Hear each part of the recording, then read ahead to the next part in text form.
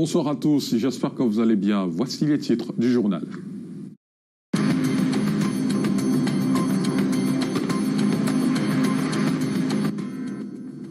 Il y a du beau monde aux portes du secondaire. 250 000 candidats ont bravé ce jour les épreuves écrites du concours d'entrée en 6e de l'enseignement général et technique, à suivre l'ambiance dans les sous-centres d'examen de Douala et à Yaoundé.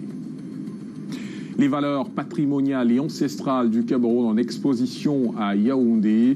Le 19h50 vous offre une balade dans le village de l'Unité, installé en prélude à la célébration de la fête nationale de l'Unité.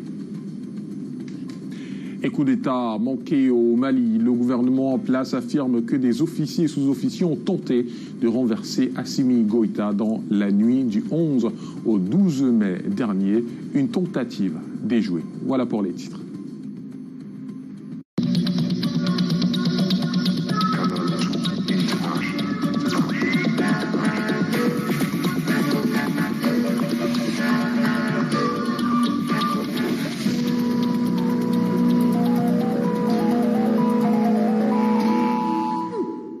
Ils étaient 250 000 écoliers à frapper ce jour aux portes des classes de 6e pour l'enseignement général et première année pour l'enseignement technique.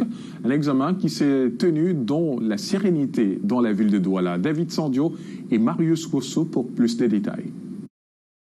Ils sont concentrés pour les uns, le temps est à la cogitation. Les écoliers sont ici soumis à l'épreuve d'études des textes et des dictées questions.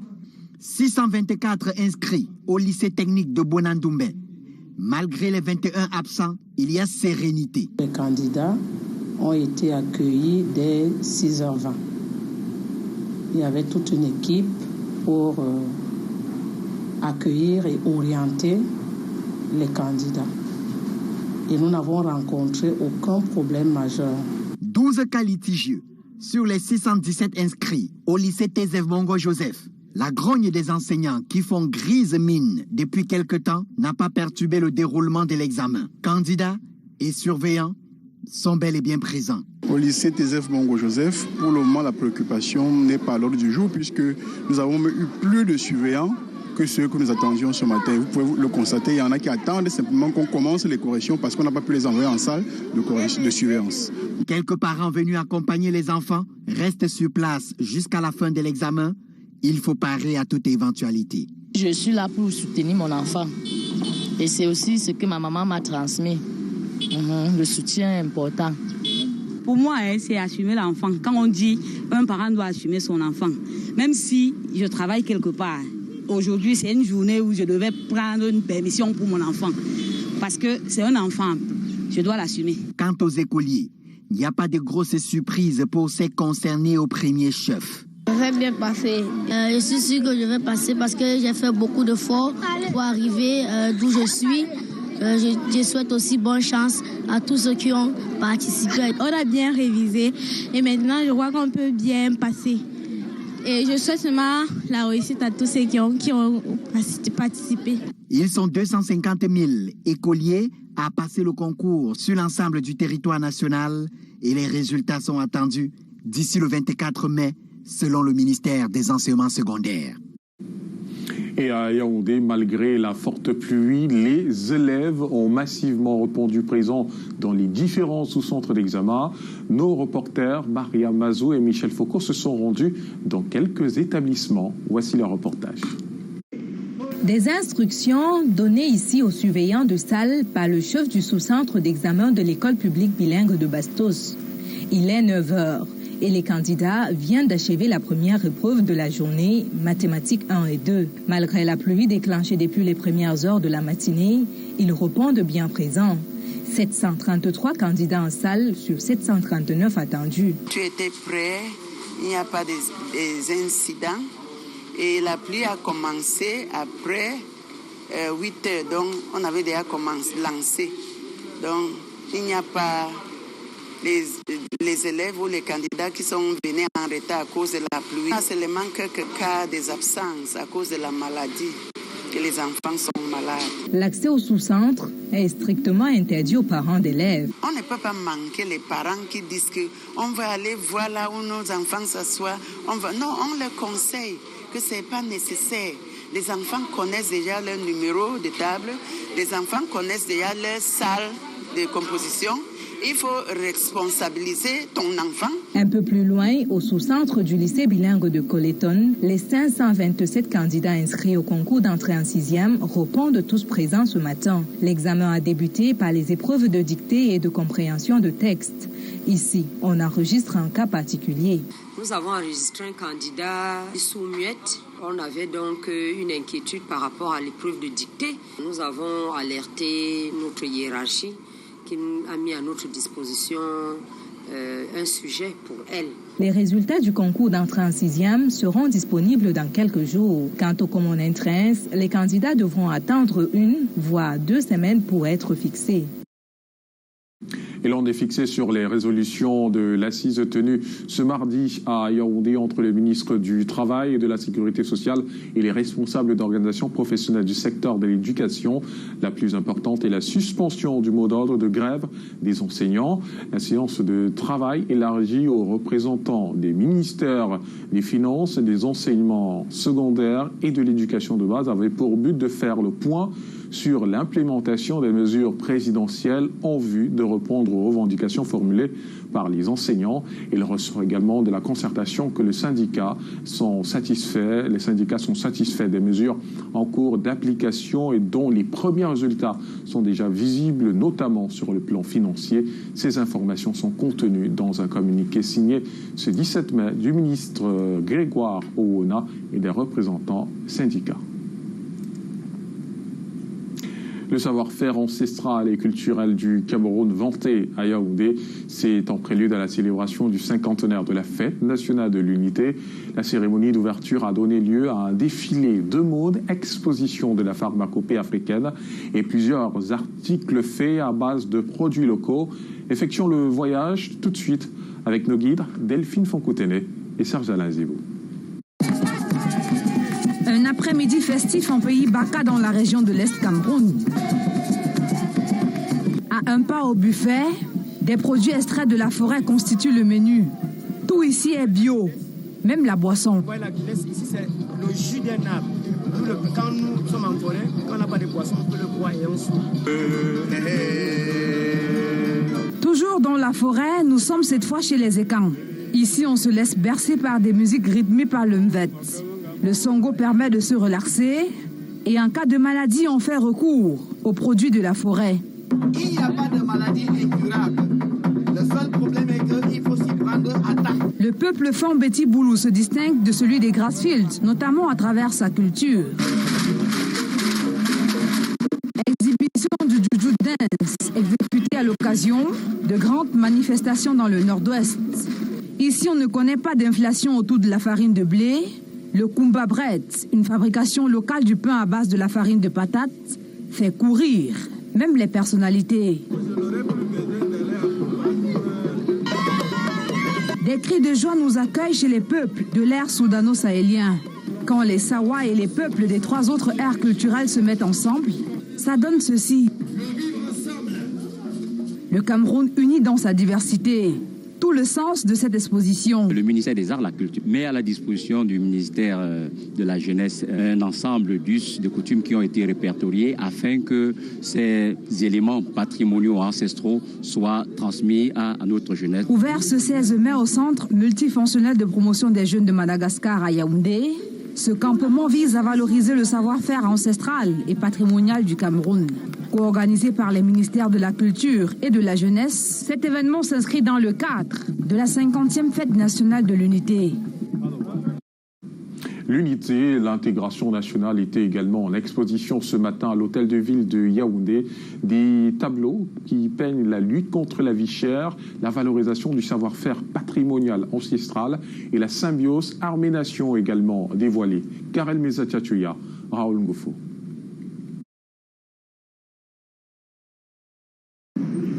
Ci-devant, le quartier de 50 ans de l'unité nationale, les moments historiques de la vie du Cameroun, Du temps du tout premier président Amadou Ahidjo, à date, raconté en images, captivant pour des visiteurs. Juste à côté, le quartier Armée-Nation. À l'intérieur, activités civilo-militaires, sensibilisation à la citoyenneté, entre autres, vous accueillent. Non loin de là, ce symbole d'intégration et d'unité nationale, les 10 régions du pays, représentées par ces noix de coco polies, telles qu'expliquées par le proprio du concept. Nous avons un collier à 10 perles, dont chaque perle ici représente une région du Cameroun. Vous avez les noix de palmiste qui les séparent, qui symbolisent les bras que chaque région a tendu à l'autre pour qu'on forme le cercle qui représente le Cameroun ici. Le quartier de la vie moins chère aussi vous ouvre ses portes au vernissage du village, de l'unité et de l'intégration nationale. On y retrouve la promotion du Made in Cameroun, des produits de première nécessité à moindre coût et une foire gastronomique. Autant de clichés dévoilés ici qui font la particularité de cette initiative, présidée par le ministre du Commerce, avec à ses côtés son collègue de la jeunesse et de l'éducation civique. L'événement va durer 3 jours. Il est calqué sous le signe de la célébration le 20 mai prochain de la 50e fête nationale de l'unité. Il se déroule sous le thème « Force de défense et de sécurité au service du peuple pour la préservation de la paix sociale et de la cohésion sociale nationale, gage de l'émergence du Cameroun ». C'est aussi la force, la vertu de cette unité, la solidarité entre les Camerounais qui fait que dans un environnement trouble, les Camerounais arrivent encore à se nourrir. Également sous le feu des projecteurs, des activités socio-économiques, socio-éducatives et de formation sanitaire et socio-culturelle. À Douala, on est également dans la même mouvance. Une dizaine de stands de l'armée, mais plein la vue sur la place du gouvernement à Bonandia, un lieu d'échange et de partage entre les forces armées et populations. Découvrons l'ambiance au village de l'unité avec Titi Freeman et Stéphane Bilac. Place du gouvernement ce mardi matin à Douala, le village de l'unité retient les attentions. Loin du décor quotidien, une dizaine de chapiteaux abritant les stands des différents corps de l'armée ainsi que ceux de certains ministères occupent l'espace.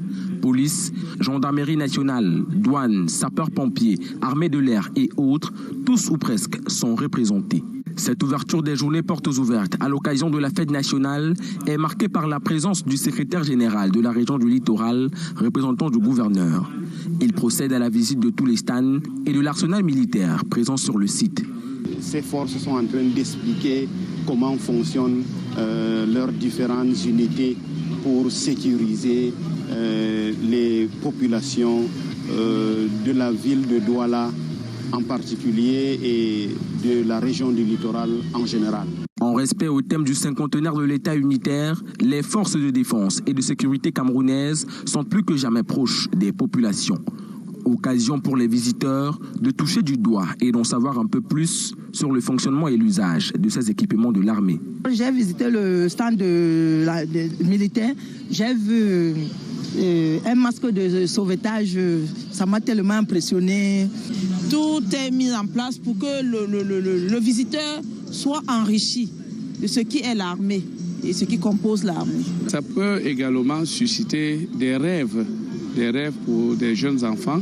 À côté de ces stands de l'armée, le ministère de l'Agriculture et du Développement rural fait également découvrir aux visiteurs des produits made in Cameroun.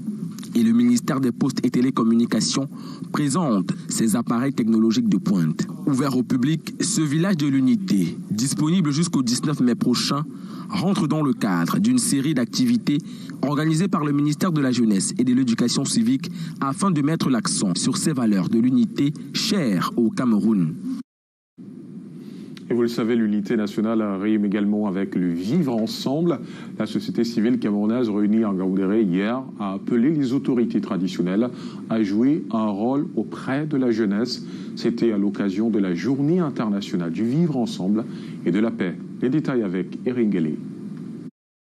Tous les Camerounais doivent se sentir chez eux sur tout le territoire. À Bel-El-Don-la-Damawa, ce sentiment est partagé ce mardi matin par les responsables et autorités administratives en cette célébration des noces d'or de l'unité nationale. On sent vraiment cette solidarité, on sent cet esprit patriotique, on sent cette envie de maintenir toujours cette ferveur patriotique. Soyons chez nous, partout au Cameroun, ou encore, débattons, ne combattons pas. Voilà quelques idéaux que promeut la synergie d'acteurs de la médiation sociale et communautaire du Cameroun, réunis en Ngaoundéré à l'occasion de la célébration hier, 16 mai, du Vivre Ensemble. On ne peut pas construire une nation ou construire une communauté sans la paix, sans le vivre ensemble, sans la cohésion. La paix n'est pas l'absence des difficultés que nous rencontrons, mais c'est la manière dont nous gérons nos difficultés. Pas moins de 5 chefs traditionnels venus des 4 coins du Cameroun afin de transmettre aux jeunes leaders communautaires des valeurs patriotiques, du vivre ensemble dans la paix et la cohésion nationale. Au-delà des grands défis qui secouent le pays tels que la Covid-19, la vie chère ou les crises sécuritaires et sociopolitiques. Face à des conflits que nous rencontrons dans la région de l'extrême nord, nous avons vraiment appris comment régler les conflits et être un bon médiateur. C'est un travail de longue haleine et chaque fois qu'un esprit s'engage dans ces problématiques, pour nous ça devient un impératif catégorique. Nous avons comme une obligation morale, matérielle à accorder à tout ce genre d'initiatives. Unis dans la différence et la diversité, c'est en cet esprit que le Cameroun restera un et indivisible. Elle se plie en 4 pour donner la vie. Une femme célibataire déplacée interne accouche des quadruplés à l'hôpital régional de Bafoussam. 3e grossesse pour cette mère déjà de 2 enfants. Le géniteur, lui, est introuvable. Reportage, Walter Bertrand.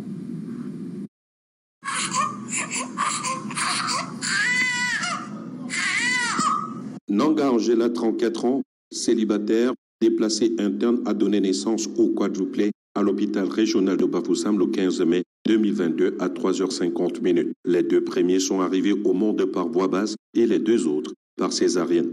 Les 4 bébés, tous des garçons, et leur mère se portent bien, mais la famille démunie, désemparée face aux charges. Ces bébés vont très bien et l'hôpital se réjouit de la présence du gouverneur de la région qui est venu nous réconforter et nous apprécier et s'assurer que le bébé et leur maman et toute l'équipe soignante va très bien. Nous sommes très heureux. Awafonka Augustine, gouverneur de l'Ouest, et ses proches collaborateurs étaient aux cheveux de cette déplacée interne ainsi que des bébés en néonatologie installés dans une couveuse. 4 garçons, tout en bonne due forme, et le plus petit pèse 900 grammes, mais ils sont bien et tous les frais sont sous la charge de l'hôpital. La mère, originaire du Nord-Ouest, qui a déjà 2 autres enfants, n'a pas assez de revenus pour subvenir aux besoins de ses 4 nouveau-nés. Dans l'actualité également, la portée morale, le cadre normatif et institutionnel de l'état civil. La rédaction des actes sont les séquences d'apprentissage ouvertes ce mardi matin à Douala auprès des secrétaires d'état civil à la mairie de la ville de Douala.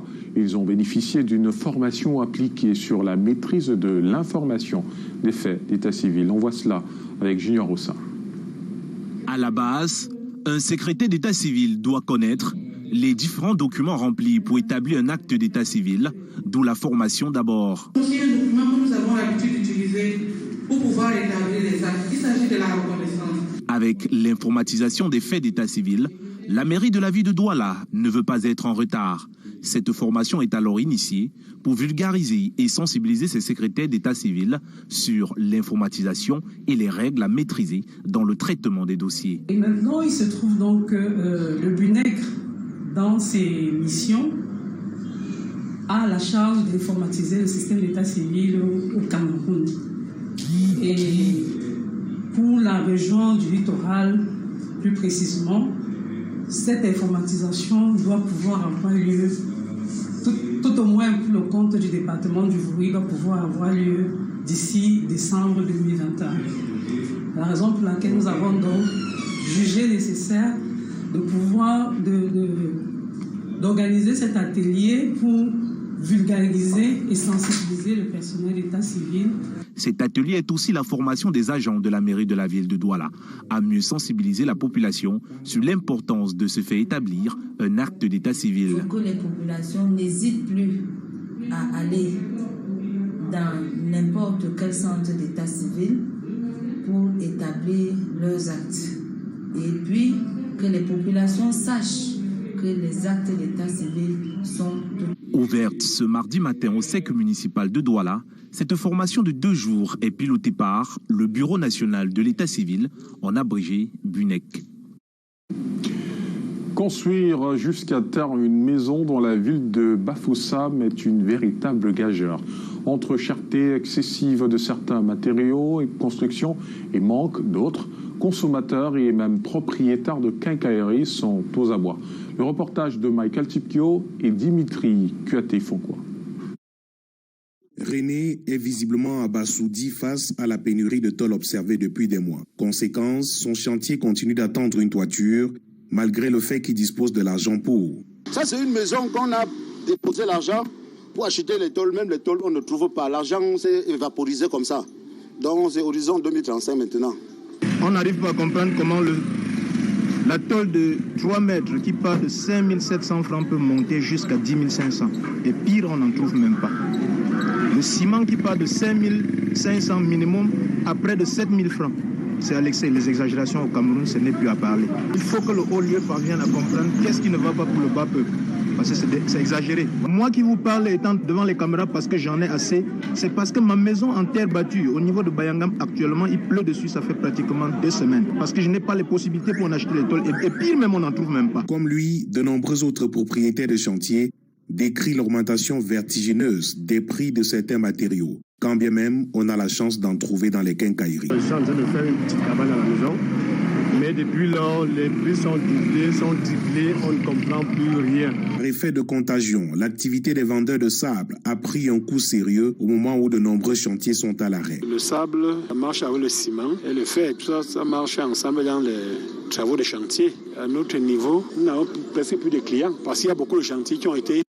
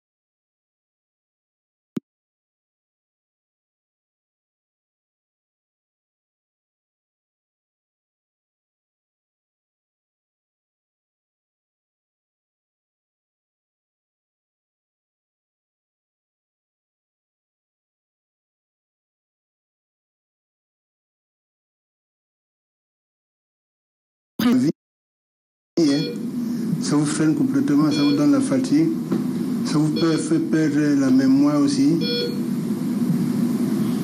Ça fait que vous ne travaillez plus assez. Mais seulement si vous avez chance de trouver un bon médecin, tout ça ne va pas exister. La célébration ce 17 mai de la journée mondiale de lutte contre l'hypertension artérielle est l'occasion de sensibiliser sur la prévention de cette maladie chronique qui est la plus répandue dans le monde. Elle est évitable, la prise en charge est évidente. Seul le dépistage met à l'abri des complications. Et l'hypertension touche tout le monde, même les personnes handicapées. Ces couches vulnérables, tout comme les parties prenantes à la cause du handicap, ne mesurent pas toujours la portée, l'implication et les dispositions de la Convention des Nations Unies qui leur permet de faire valoir le droit. Le ministre des Affaires sociales a lancé le processus de vulgarisation nationale ce jour à Yaoundé. Quelle est sa plus-value? On voit cela avec Karel Misatiatuya et Michel Foucault. C'est une brèche d'opportunités et d'avantages à l'international, ouverte aux handicapés comptés dans la population camerounaise. Les financements de leurs organisations, comme leurs moyens d'expression dans les instances hors de nos frontières, vont changer grâce aux dispositions de la Convention des Nations Unies relative aux droits des personnes handicapées, ratifiée par décret présidentiel en décembre 2021. Sous réserve de déposer, n'est-ce pas, ces documents au niveau du secrétariat général des Nations Unies, nous avons la possibilité aujourd'hui d'avoir accès à la coopération internationale. Donc ça donne un grand rayonnement du Cameroun au niveau international. Seulement, les principaux bénéficiaires ne mesurent pas toujours la portée de cet instrument juridique international anormal. Il est donc très important déjà que les personnes handicapées du Cameroun sachent que leur pays s'est mis sous la protection juridique internationale en ratifiant cet instrument juridique important pour leurs conditions, bien qu'il y ait déjà, je tiens à le répéter, la loi de 2010 qui protège les personnes handicapées. Il était dans le bon temps qu'effectivement on ratifie cet instrument juridique pour compléter tout simplement l'architecture juridique de protection des personnes de cette nature. Tout l'enjeu de la session nationale de communication et du processus de vulgarisation lancé ce 17 mai à Yaoundé par le ministre des Affaires sociales. Nous lançons ce jour, n'est-ce pas, cette campagne de sensibilisation pour que tous les acteurs de la chaîne, y compris les personnes handicapées elles-mêmes, puissent véritablement s'approprier les dispositions de cette convention et savoir ce qu'on peut attendre de cette convention. C'est un grand jour pour nous. Un grand jour pour le gouvernement qui dit être convaincu qu'au sortir d'ici, tous les maillons de la chaîne seront au fait des dispositions de la Convention des Nations Unies relative aux droits des personnes handicapées. À l'étranger, je vous l'annonce en titre, la situation est sous contrôle au Mali depuis une tentative de coup d'État manqué. Le gouvernement de transition annonce une enquête pour établir les responsabilités et reprise du procès pour corruption de l'ex-président sud-africain Zuma ce mardi. Escalmonde, Lille Piédio et Calvin Tekam.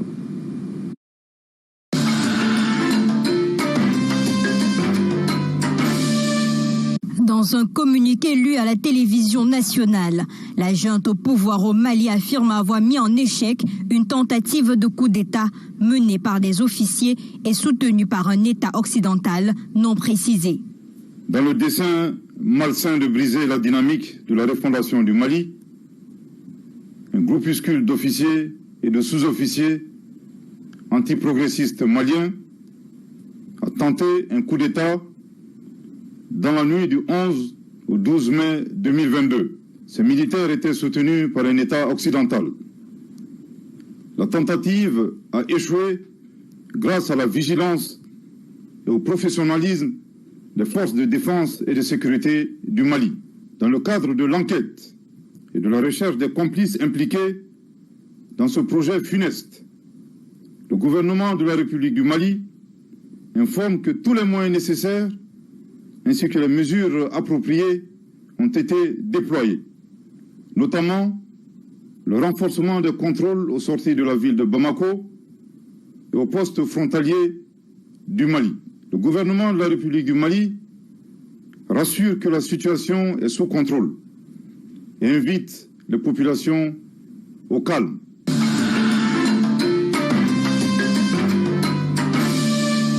L'affaire de corruption de l'ex-président sud-africain Jacob Zuma reprend dans le cadre d'une nouvelle tentative de remplacement du procureur en chef dans un long procès pour corruption concernant un contrat d'armement des années 1990. Jacob Zuma ne devrait pas assister à la procédure d'aujourd'hui après avoir été excusé par le juge.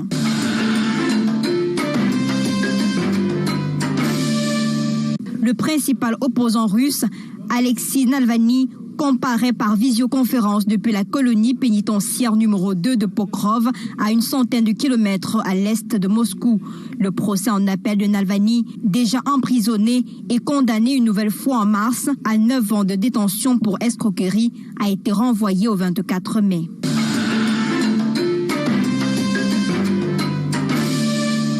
Jean Castex veut faire un pas de côté après son départ de Matignon. Lors de la passation de pouvoir à Matignon avec la nouvelle chef du gouvernement Elisabeth Borne, le désormais ancien Premier ministre Jean Castex annonce vouloir continuer à servir la France, mais fera un pas de côté en sortant de la vie politique nationale. Comme je l'ai dit et annoncé, je ferai, en ce qui me concerne, un pas de côté en sortant de la vie politique nationale, dans laquelle je ne suis finalement entré qu'un peu par effraction en juillet 2020. Je continuerai bien sûr à servir notre pays. Il y a tellement de façons de servir son pays quand on l'aime en dehors de la politique. Bien sûr, comment ne pas évoquer d'abord celles et ceux qui concourent à notre service public de santé, public et privé d'ailleurs, qui depuis le premier jour ont fait face avec un courage et une abnégation absolument exceptionnels à toutes les vagues de la pandémie. Combien de fois ma reconnaissance s'exprime également aux membres du Parlement et notamment à la majorité parlementaire qui m'a toujours été fidèle, d'une grande loyauté, qui a pris ses responsabilités. Et je crois dans le plus grand respect et de l'état de droit et des prérogatives de la représentation nationale. La fonction, chère Elisabeth, n'est pas davantage exempte d'exposition et de critiques. On dit même qu'elle a été créée pour ça. Hélas, chère Elisabeth, je crains qu'une de ces critiques te soit épargnée, celle relative à ton accent. Personne n'est parfait. N'oublie pas, quoi qu'il en soit, que, en réalité, il y a ce qu'on entend beaucoup, qui s'exprime fort et haut. Et puis, il y a ces millions et ces millions de nos concitoyens que l'on n'entend jamais, ou si peu, et qui sont là, qui observent, qui agissent, qui mènent leur vie, faite comme les autres, de heurts et de malheurs. Il faut veiller à ne jamais les oublier. Ils ne s'épanchent pas forcément sur les réseaux sociaux. Ils n'occupent pas forcément les chaînes d'information continue. Mais ils sont là et ils sont la colonne vertébrale de la France.